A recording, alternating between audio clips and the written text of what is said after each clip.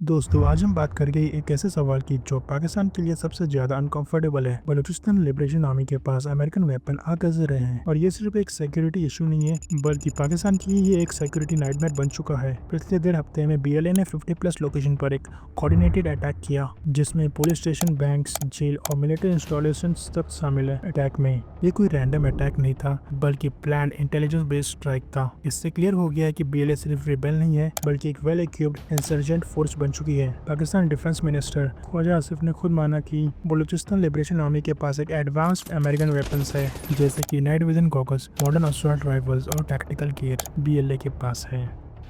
20 लाख रुपए की तो सिर्फ राइफल है, हमारे पास नहीं है वो राइफल। उसके ऊपर जो लेजर, जो हीट, बॉडी की हीट से डिटेक्ट होकर फायर होता है, वो $4,000-5,000 का वो है। टोटल जो गियर है इनके पास जो है, it's close to $20,000। Khawaja Asif का कहना है कि पाकिस्तान आर्मी के पास इस लेवल का कोई भी इक्विपमेंट नहीं है और इसी वजह से ग्राउंड पर पाकिस्तान आर्मी ने रिट्रीट करते हुए दिखा, मतलब पीछे हटना।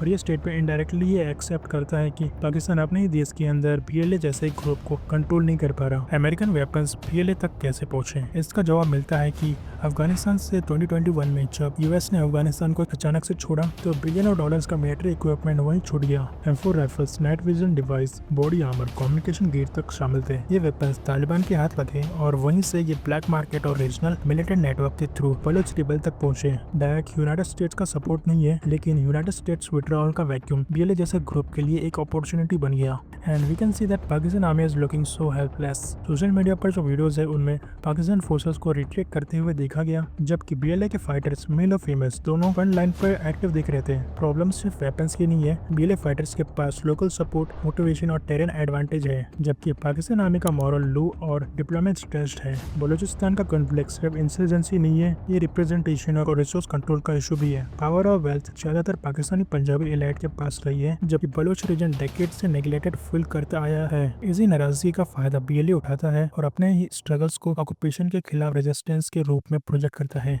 आज पाकिस्तान एक अजीब सिचुएशन में है, बाहर दुश्मन लूटता है लेकिन अंदर से सिचुएशन, स्टेट अथॉरिटी वीक होती जा रही है। और जब कुछ डिफेंस मिनिस्टर ये कह दे कि रिबेल ज्यादा एडवांस्ड है और पाक आर्मी उनका मुकाबला नहीं कर पा रही है, तो ये सिर्फ मिलिट्री फेलियर नहीं, स्टेट क्रेडिबिलिटी का क्राइसिस बन जाता है। ये कॉन्फ्लिक्ट सिर्फ बलूचिस्तान का नहीं है, ये एक वार्निंग है कि जब एक स्टेट अपने ही लोगों का ट्रस्ट खो देता है तो सबसे एडवांस वेपन भी उसको बचा नहीं पाते।